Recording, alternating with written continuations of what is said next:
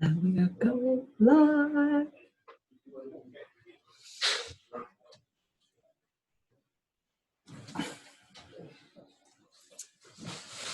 So I believe we should be live. It always takes a couple of moments because there's a bit of a gap between live and not 10 or 15 seconds. So if there was a bit of a pause at the beginning, it's because I thought we were live and we might not have been, but I'm thinking we are now. Hi, Sarah. How are you? Hey, Carmel. I'm well, thank you. That's good. You're looking very fresh and well, I must say. It's Monday morning. I don't even know what day of the week it is. But it's ridiculous. So we have a role reversal today. And I know, guys, if you were here last week, you would have seen Sarah interrogate me. I thought I was quite gentle.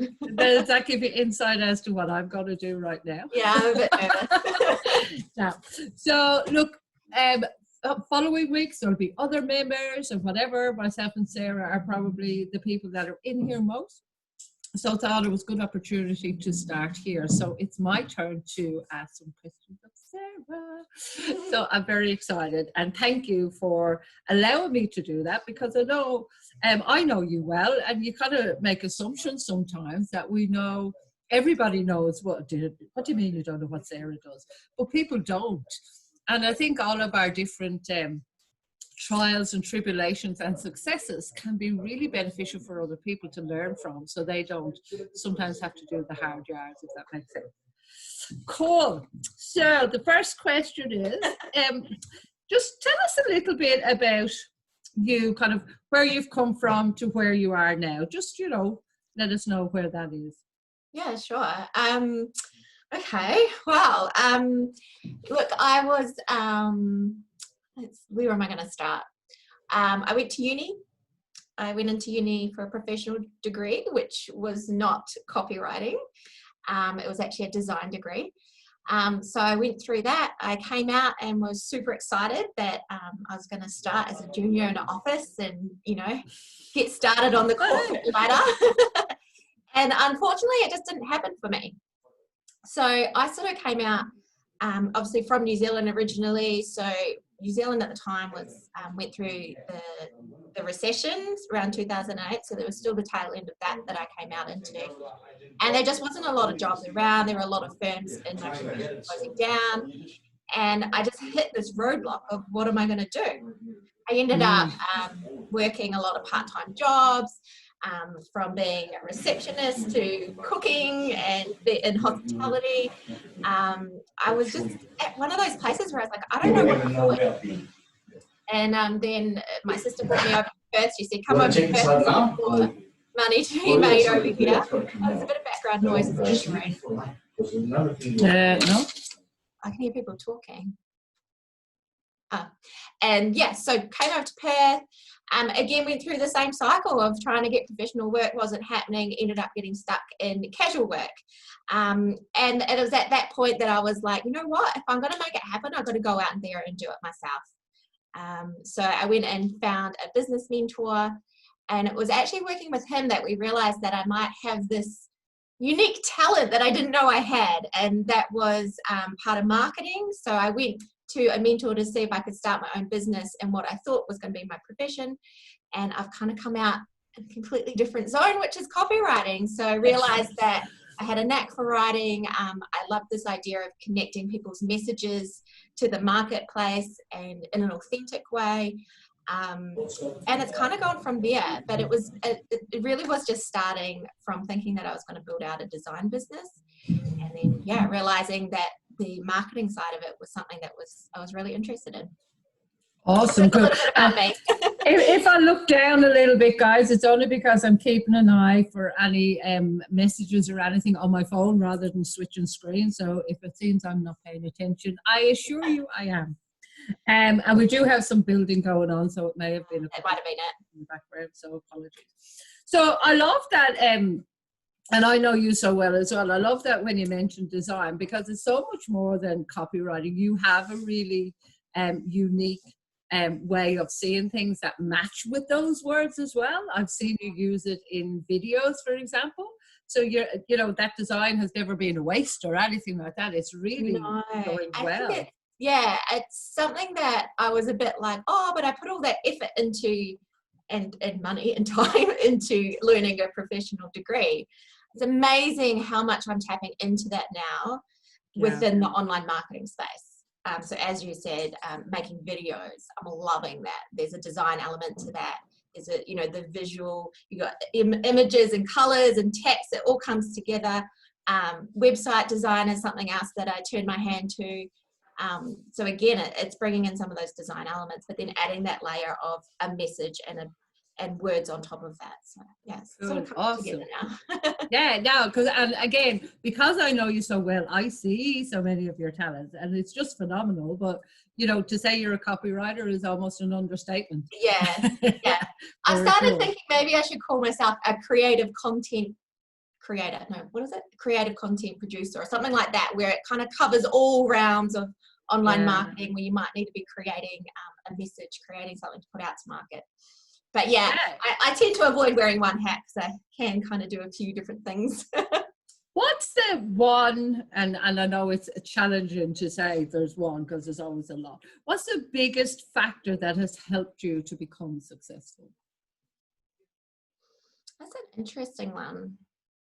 I think for me personally, it was finding a supportive environment. And there's a few elements to that. One was obviously finding a mentor who I built over time a trusting relationship with. So that has been key. And I think the other key, there's been some key relationships. So one was with the business mentor. I didn't know what I was doing. All I knew was how to work hard and earn money through as an employee. So to come and then have to try and figure out how to create my own income, he's been key to that. But yeah, also my partner, so my now fiance Jeremy, I couldn't actually be doing what I'm doing without him 100% supporting the process. It hasn't been easy. It's not like every year. Well, every year I've made progress, let's put it that way, but there's definitely that roller coaster, and to have someone standing by my side as a supporter has been amazing. And recently yourself, Carmel. I've always wanted to work with a strong female leader. I've wanted to have that influence of a strong female in business, and working alongside you over the last couple of years has really just helped cement my confidence to do what I do and be who I am with the realm that we work in. So yeah, there's those core relationships, and when you find people who will support you unconditionally, that's huge. Cool. Awesome. Thanks for that. And just tell the viewers, because I know as well that your partner is amazing, but what you had to put up with around this COVID, what has happened within your relationship because of that? Yeah, interesting. We definitely looked at each other going, what the hell are we going to do? Obviously, I work from home, so I have a home office. Nothing in terms of work has really changed too much for me, other than maybe had a few more people interested in what I do as people are moving into an online space. For my partner, it has been quite different. He's had his hours reduced.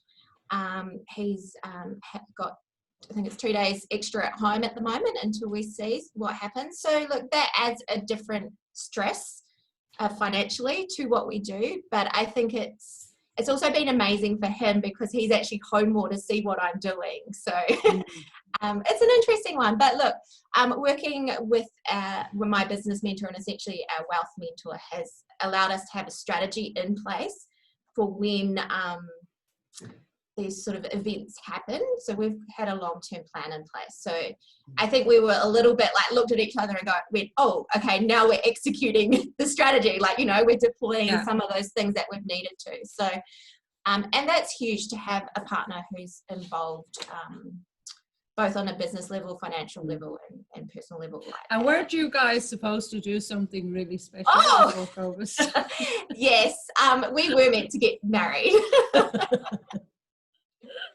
So so our wedding was cancelled due to the COVID. So that was an emotional roller coaster of a week or two, as we were like, are we, aren't we, is it going to get cancelled, is it not going to get cancelled? But in the end we just decided, I think it was even a few days before the venue actually cancelled, that they wouldn't be taking people. So look, that was an interesting process in itself. But yeah, so we're just looking forward now, thinking, well, maybe in July we might pick it up again. But yay! So with business wise, what's the hardest decision you've ever had to make?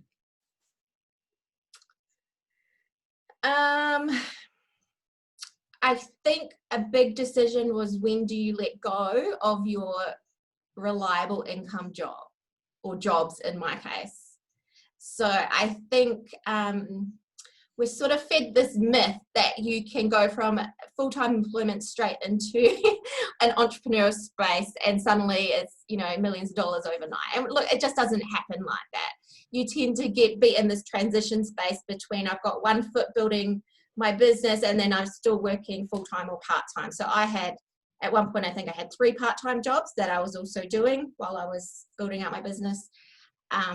And it's really been only maybe in the last 2 years that I've let go completely of part-time work. So the biggest decision was that.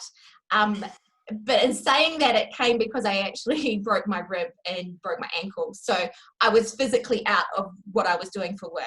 Yeah. And then I looked at what I was doing. I was like, well, this is a great opportunity to say, you know what, I'm not going back, because it ends up being this little safety zone of like, well, that's my consistent and regular income. So knowing when to make that change is a big decision. Yeah, absolutely. And well done for making it. So I know that you have a lot of habits and strategies that help you. What are your best success habits that you could share with people? Because working from home rather than going into a structured place where, you know, although it may be different for me, it was hospitality, so it'd be different every day, but I kind of still knew to work in that structure. When you work from home, it's a whole different, you're the boss, you're the everything. What are some of the habits you've put into place for that? One of the key things I've done, and I did this without really realizing it, I actually changed what I'm wearing depending on what room of the house I'm in. Oh, wow.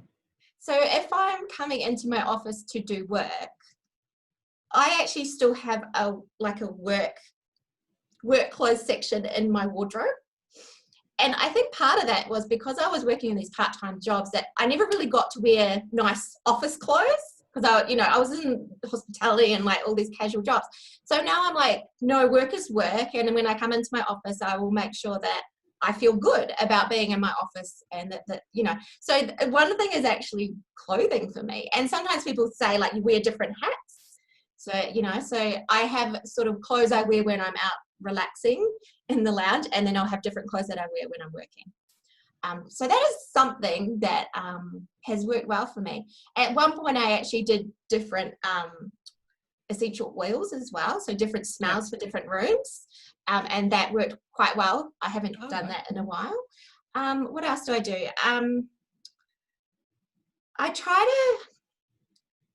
I do schedule out my week. I think that is key. So you do that on a Friday or something, or on a Sunday? I do it on a Monday morning. Okay.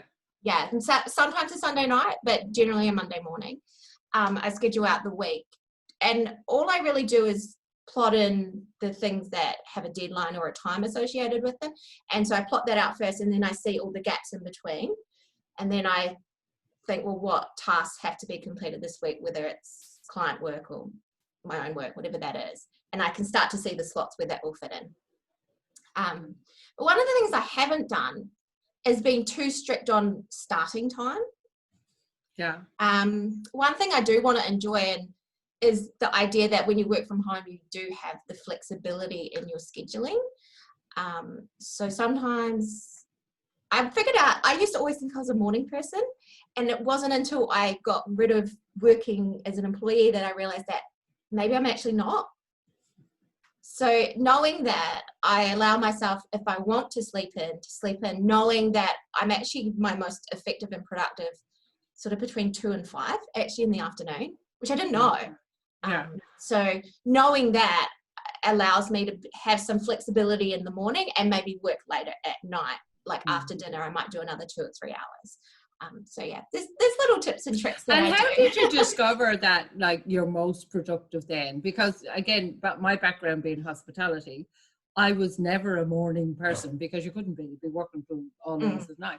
But I discover now after years of doing kind of corporate or whatever that I actually am a morning person.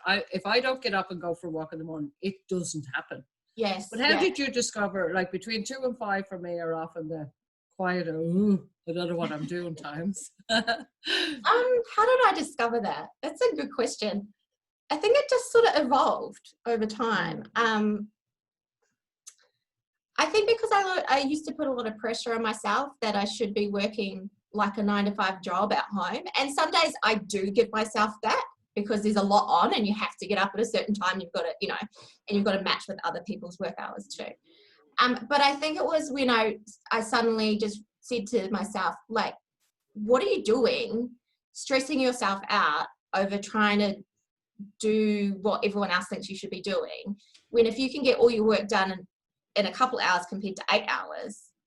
Like there was just this kind of like moment when I realized, hey, I'm not at the mercy of someone else telling me what to do. What is it that Sarah actually naturally, innately is going to be most productive? And then I just started watching what I was doing and realized that sometimes afternoons can be the most productive times. So if I've given myself some me time in the morning, yeah, that's amazing. That's awesome. Because quite often we go into that ingrained trained habit of I have to work. Oh, I haven't done enough. I have to work more. And I know for me it's been a transition, and I'm not saying it's 100% there, that I forget to give myself downtime. Yes. And because I think the other thing now that I think about when you say that is because, especially when I'm writing sales copy, like a big sales page, it's a lot of brain work, connecting ideas in that. And sleep is incredibly important for me. It's part of my subconscious processing of all these ideas. So knowing that if I get it means that if I'm up early, I know I will usually end up needing an afternoon nap. And I used to feel bad about doing it. But then I realized that was actually my processing time for all these creative projects that I was working on. Wow. So whether I make sure I get the decent sleep in the morning or have a nap in the afternoon, it was always going to be there because it was becoming part of my process. Yes. So the downtime is just as important. And when you're working from home, you can feel guilty if you're taking downtime and you're having a nap when your partner comes home from work at 4 or 5 o'clock. But at the same time, you've got to find that rhythm that naturally is going to work for your body. Yeah. Cool. Awesome. So what's the silliest thing you've ever heard people say about you? The silliest thing? I don't even know. Well, if they said, Sarah writes stuff, or Sarah does stuff, or what have you heard them say and you go, that's not what I do at all, even if it was at the beginning of your journey, if you like? Well, I mean, one thing that used to really annoy me, and this was when I was doing more of my profession. So I was a landscape architect, but everyone thought I was a landscaper. So that was probably the silliest thing. They'd be talking as if I was going to come and dig their lawn, maybe something like that. And I would be like, no, I don't do that. I come and do the design aspect of it and, solve all the problems for you. So that was definitely one. I think in a marketing space, I think it comes back to what we sort of covered at the start, where people put me in a box of copywriter. And look, that's okay for now. It's one aspect of what I do that is bringing in income and I sort of tend to focus on. But it's also people maybe not knowing what copywriting is. So then they might think that, you're to do with like the legal aspect of creative work. So like images or videos or that sort of thing. And so sometimes, and that's something I learned really early on, and it's an important thing to understand, is that sometimes your professional jargon is not actually what your customers can understand. Yeah. So I started realizing that if I went to events saying, hi, I'm Sarah, copywriter, ching copy, whatever that is, it wasn't computing. And that's a fundamental part of copy is, well, how does your message actually resonate with what's going on in their head? So it was better for me to say, well, you know how in online business there's always so much to write, your emails, your blogs, your sales pages, your sales funnel, and that made more sense. And then I said, well, all that text is called copy, and I help you write it better. Yeah. So that's an interesting one as well. Like, what is copywriting if you don't know? Yeah, absolutely. So mostly people that are in this group, and I know, you know, this video may go elsewhere afterwards, but most of the people in here are either in business or they're thinking of going into business, or if they're in the middle of that transition. What's the best piece of advice or top 3 tips, whichever you choose, that you could give somebody either considering or starting out and, you know, being challenged by it, shall we say? To start an online business? Well, to start even, in a business. Yeah, business. Yeah. I would say, okay, key thing is a business predominantly is marketing. You don't have a business if you can't market yourself. So, and this is what I did. I thought I was going in to learn how to start a business, and I really was learning about marketing first. So if you're not prepared to learn the skill of marketing, I'd put a big question mark over whether you're actually prepared to run a business. Or you will need to find someone to support you with that aspect of it. So that's definitely something that I don't think people might understand from the very beginning, because we tend to have this great idea. A couple of people said, yeah, that's awesome. And then we just run. But it's not quite, it's understanding then how you take what you do and what you're good at and how you help people and put it into a marketing message. So that's definitely one that is a key thing to start about. Second one, definitely find someone to help you with it. Someone who's been there before and got the results that you want to achieve. That's definitely key. And part of that then be third is finding a supportive group of others who are in a similar position as you, because the conversations you're going to want to have are probably very different to the conversations that you would have with your friends, acquaintances, family who aren't doing the same thing as you. And who keep telling you to go and get a job. They might, you know, and there's definitely going to be those times where you start questioning everything you're doing. And if you go talk to the people who are always going to be there trying to keep you in safety, it might not be the most productive conversation. So you kind of need to set yourself up for success with those things. So the skills that you're going to need to promote your business and get it out to your target market, and then the support network around that, which allows you to, in some ways that's what I do, I compartmentalize what I'm doing to like this room. So I don't have to do much about business outside this room. So it's like setting up your space and environment for success. So with finding people, and I agree totally with you, there's different, and it's not a higher or lower, I don't mean that, but there's different conversations you can have with people that are, you know, on a journey of growth or business or whatever than you can have with somebody who's not interested in that. And that's all fine too. How did you decipher and find that kind of support group? Like, what criteria did you have for that? Yeah, well, it's funny when I look back on first starting out on this, because I was very naive. I had no idea. So if I'm being honest, I went with the first person who ticked the box of what I was looking for. So through a friend who was working with a business mentor, I went along to this business mentor's a couple of seminars, and from there I went on. But me being me at that age, I was just like, kind of like assumed that every business mentor would be the same. Put a hat on it, you know, put a label on it. So putting my hand up, I didn't actually do any research. And I was super lucky with who I landed on for the first time, because I could have been taken in any direction, being as naive and green as I was. So now if I said to someone looking, I would definitely say find someone who I guess is respected in the marketplace. Because there's a lot of gurus out there, a lot of groups, and it's like they all have their own stuff, but it's like, how do you choose one? How do you choose one to stay with? And I think sometimes it's the match of energy. You'll find someone and you're like, you know what, this is working really well. But the key thing that I actually find with my mentor is that he's always challenging me, and it's actually not necessarily it's a different type of relationship. He will always call me out on bullshit.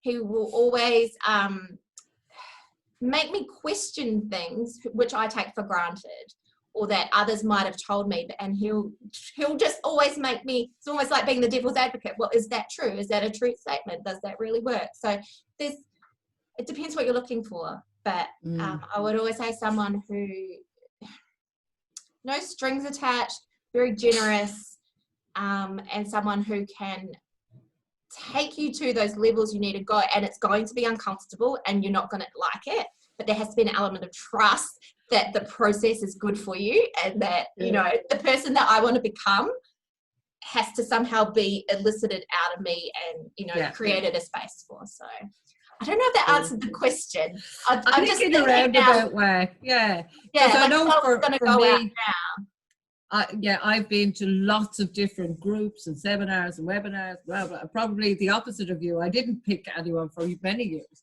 And look, I've been accused of being in a cult at times, because it's in the learning environment you're in.